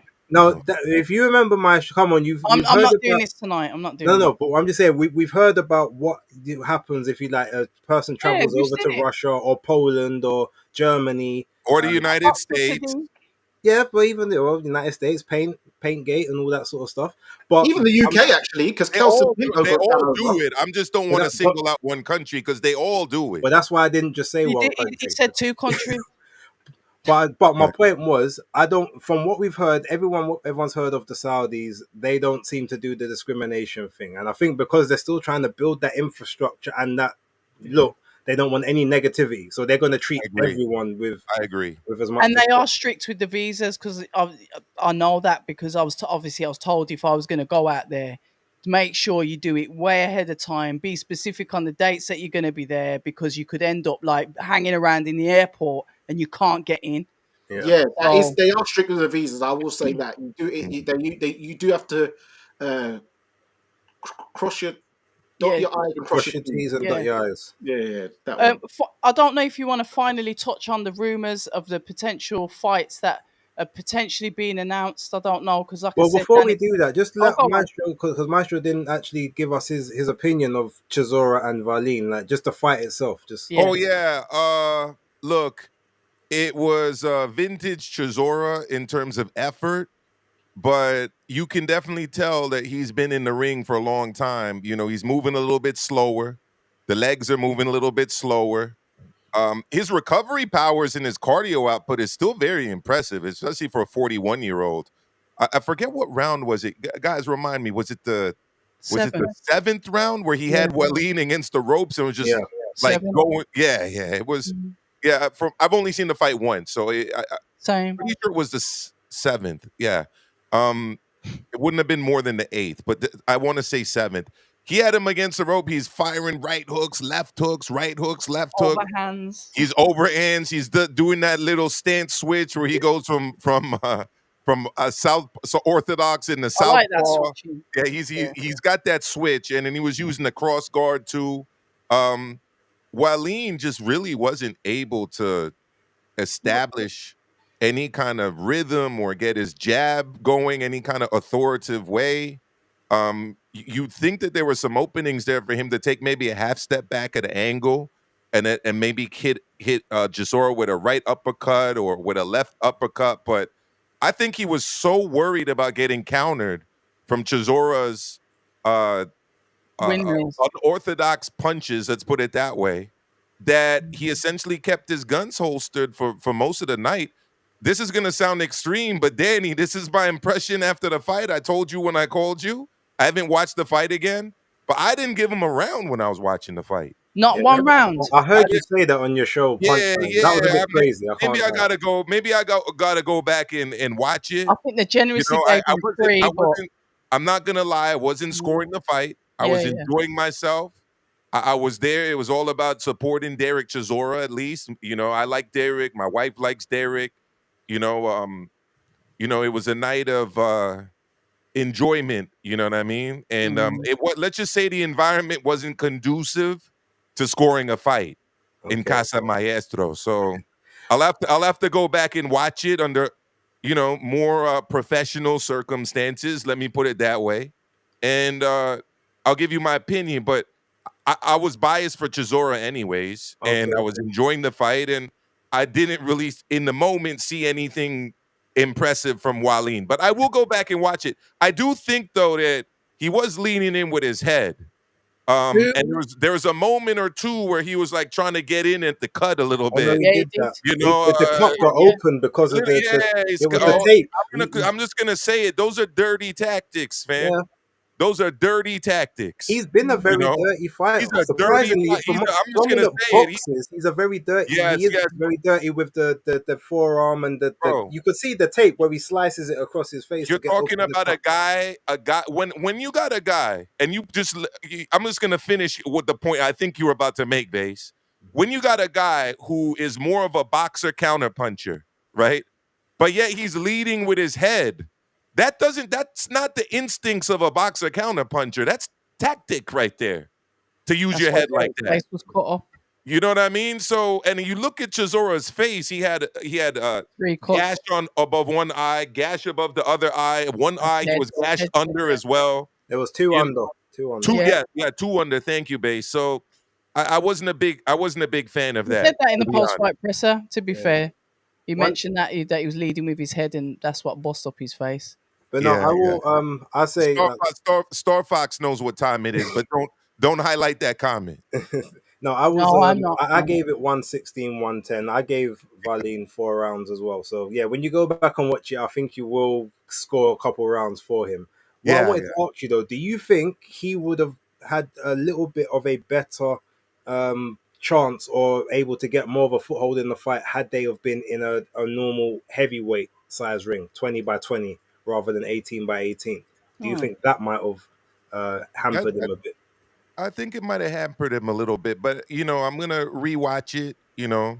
Little less Peter Tosh. You know what I mean, and little more focus on the fight. I'm gonna give you the full technical breakdown.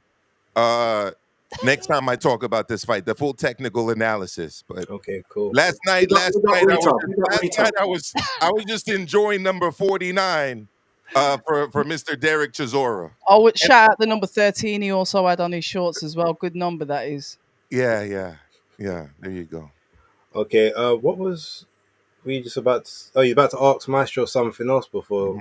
No, I was saying about these potential tomorrow. Danny was like, there's potential fights. We've seen, reports on X about Joel Joyce potentially fighting Dillian White. That's been out there. The Ring Magazine's put that out. So, yeah. Obviously not asking you to reveal your sources, Danny, but... Just word on the canvas. There's, David Adelaide potentially fighting Jamie TKV. If that fight happens, how do you think that goes with them two?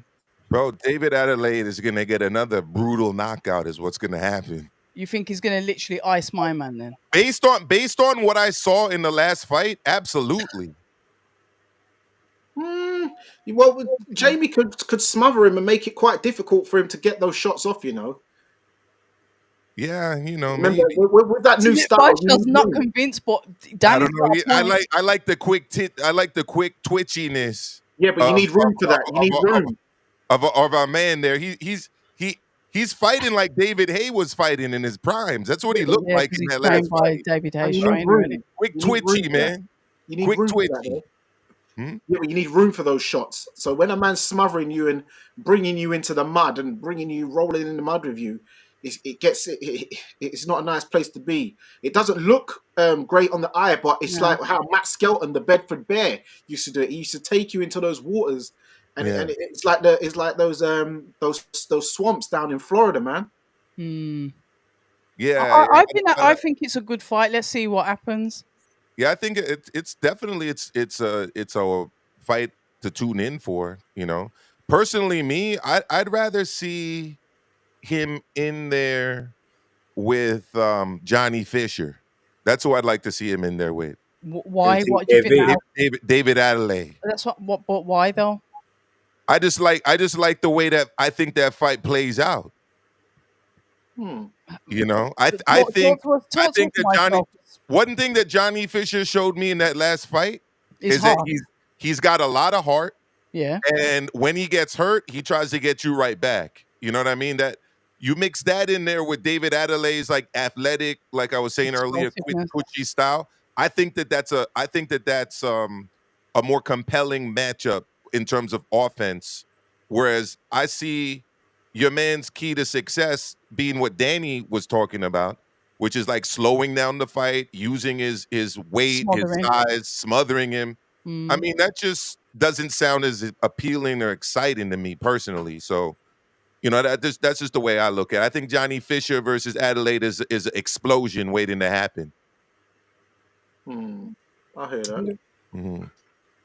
Also, I heard there was an announcement coming soon that Ben Whittaker is now signed to fight Liam Cameron in April in the Midlands. Is that right? I don't know. Yeah, well, that's what I heard. Word on the canvas. Well, I saw it online actually. I saw it all over. And apparently, what's his name? Rumor Fraser mill. Clark is supposed to be returning on that card as well. Fighting, Yeah. yeah. Well, to be fair, Shalom did say that Fraser Clark was returning in April, but who's the opponent? He's already said it won't be anyone of note. He kind of said that about a month ago. And he's in Joseph Parker's camp at the moment. Isn't You know he? what? You know what? I have a good opponent for TKV. Is Moses Itauma. They're in the same camp. Yeah, I didn't know that. in the same gym. Yeah. Yeah, Okay, they're so in the same that's camp. not gonna Him, work out. Fabio. I got a good Joshua. fight for your boy though from Birmingham in the light heavyweight division, right? What, Shakan? Nah. Ben Whitaker. He's from Okay. Birmingham area, right? I'm not Wolverhampton. Wolverhampton. Yeah. Yes, close by. Sorry, Wolverhampton. Sorry for that. Well, sorry, Birmingham, but yeah. Yeah, sorry, Birmingham. More to the point. Yeah, sorry about that. David Morrell Jr. Man, let's get him as UK. You know what? Base has already David Morrell beat the Jr. shit out of me. He needs a comeback fight. We need to settle. Really, We need to settle. Pisses me off. We need to You lot settle. just won't let David things Morrell fly. Jr. versus Eat a dick, your guy. Maestro. Your guy. Eat a big fat dick. Choke on the dick. Listen, Oh, I don't good care. grief. Eat it. Cause stop this shit. I've already had this from base. I'll be getting Look, your words are on out there this live forever, all night. October. You have to accept this. When you say Nah, you things have to- online, if I'm it's countering. You didn't say it here on You're Fight Talk accountable Live. forever. You said it here on Fight Talk Live. I'm countering. Eat a dick. October, listen. No, I ain't listening. No, listen. I'm here to back you. I'm here to back you a little bit. Maestro Shut just up. needs a get back because remember, he's already lost. So now he needs a Morel to do something You know good. what? I laugh. Yeah, you know what? Because he couldn't beat my nephew, now he wants to go for your boy. You see that? Trying to target the weaknesses in that, Maestro. I mean, it was a no contest, wasn't You know it? what? Just choke. I mean, on my them. guy's coming off of a Choke loss. on that.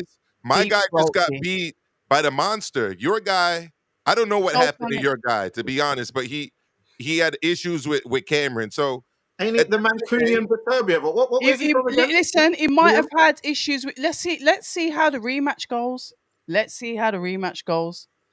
Yeah. I think that fight sells out the arena in Birmingham. I'm just saying. Okay, That but if fight all right, sells out the stadium in Wolverhampton.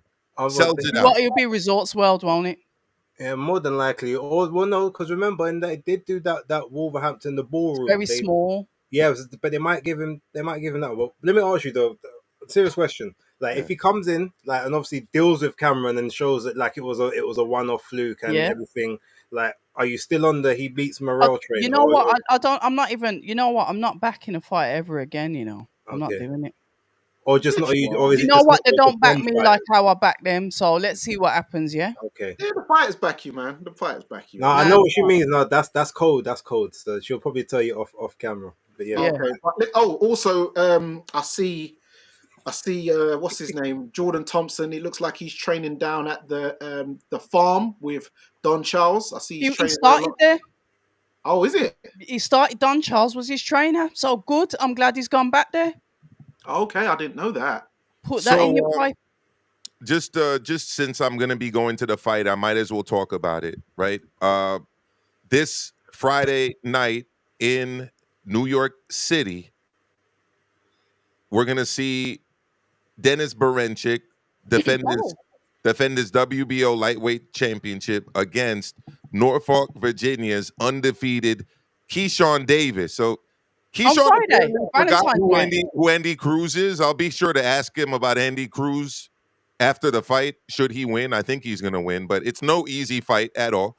We also have the return of one of the big babies. I can't co-sign the nickname the real big baby, but he's one of the big babies, one of Jared the two is big on that babies. card, isn't he? Yeah. Jared Anderson's making his return Good to the for ring him. as well. So I'll be there. I'll be there ringside for that fight.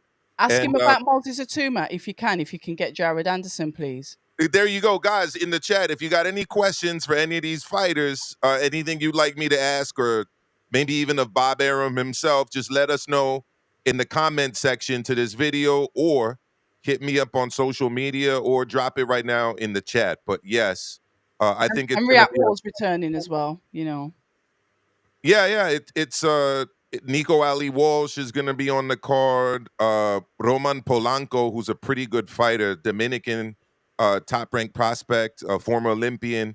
Abdullah Mason's making his return. He had a couple rough patches in his last fight. Vito Milnecki Jr., the former PBC fighter. I think this is his second fight with top rank. And Xander Zayas, the undefeated 154-pound contender, highly ranked 154-pound fighter, a Puerto Rican top-ranked contender. He is going to be on the card as well. So it's a pretty good card, guys. Well, we'll be catching up on Sunday anyway, won't we? Yes. Yes, we will. Yes, and we better, because we got a big card taking place the following Saturday. Yeah. Oh, listen. And I'll be down to do more stuff during the week that week too, because I actually have following the press conferences. I have a week off of school that week. Yeah. It's President's Week here in New York City. So we could actually do some post media stuff, like the ring, whatever they do, the whatever, the red carpet stuff. Yeah, let's not also just we spoke about Friday. Let's not disrespect Jack Catterall and Arnold Barbosa and that card. There's card there. A good card. It's in Manchester again. Yeah. Good card. So we will have a lot of content to talk about next week, as well as what's about to take place the week. Prograde was supposed to return that Saturday too, but he got Golden injured. Boy. The Golden Boy card. Do we know who Duarte is fighting now? Have they announced a replacement yet? Let me look that up right now. We'll do some real-time research work. Oscar Duarte. Yeah, I was looking forward to that fight. I was. While you're doing that, he's going to be taking on Miguel Madueno. Oh, okay. I know who that is. So, a Mexican fighter, who apparently is still suspended indefinitely by the New Jersey Athletic Control Board. So I don't know. Just Maybe a bit of that needs to be updated. I don't know, but he lost. This is a guy who lost to Keyshawn Davis by unanimous decision. So he's a good fighter. He's got a couple losses, or 3 losses, but he's a good fighter. He also lost to Steve Claggett and to Jelrel Corrales. So I mean, look, for a last minute 2 weeks, not a bad one. Not a bad opposition. Yeah. And just to answer this question, no, I'm not going to Saudi, Tony. I didn't get the accreditation, so I wasn't spending all that money to go. Just, Imagine. but the funny thing is, I still have a visa for Saudi, which doesn't run out until March. But I'm not using it because that money can be better served elsewhere. 100%. Yeah. Guys, I just want to, before we wrap up, I just wanted to say and pass on sincere condolences to the young fighter, John Cooney, who passed away recently after, fighting only a week before. I know we sit here and we talk about fights and we have a laugh and a joke and we speak about all sorts of aspects of boxing. But if there's any fighters that actually are listening, just to let you know, we actually do care about the fighters and we know how dangerous this sport is, because that guy was I think he was only about 20 years old, but no, born 1996, sorry, so he's 28 years old, and unfortunately sustained a brain injury and then unfortunately lost his life. Boxing, serious sport, and sometimes I think we don't realize that. We are very, very ungrateful and our fickleness can make us oversee and not appreciate the fighters for what they do. They are literally risking their lives for our entertainment. So I just want to say, just from the panel, to pass on our sincere condolences to the family of Mr. Cooney. Yeah, I reiterate that, and it's funny. It's, well, not funny, but it's ironic that Kieran Aguiarco he made a tweet about something like that recently about how much money fighters put into all their medical expenses, all the people they got to pay, and they risk their lives for our entertainment. And Aguiarco, he's from Ireland as well, and I'll Yeah. be in Northern Ireland, where Cooney's from, in a few weeks for Craig's fight as well. So yeah, condolences to that young man. And yeah, it's heartbreaking. It's always sad when we hear about news like this, Yeah. because we all make little fun and jokes about knockouts and people getting knocked out and stuff like that, but there is some serious repercussions and risks that go with this sport. This isn't.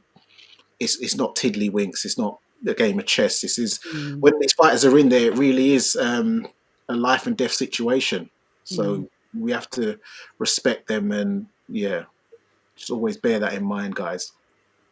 Yeah, absolutely. absolutely. So I, yeah, on that there's, note, I'm gonna have to go because I'm out and about in the morning. okay. So I just had one question. Somebody in the comments mentioned Anthony Yard returning to Queensbury. Is that confirmed? Yes, because Frank Warren said that he is back with Queensbury.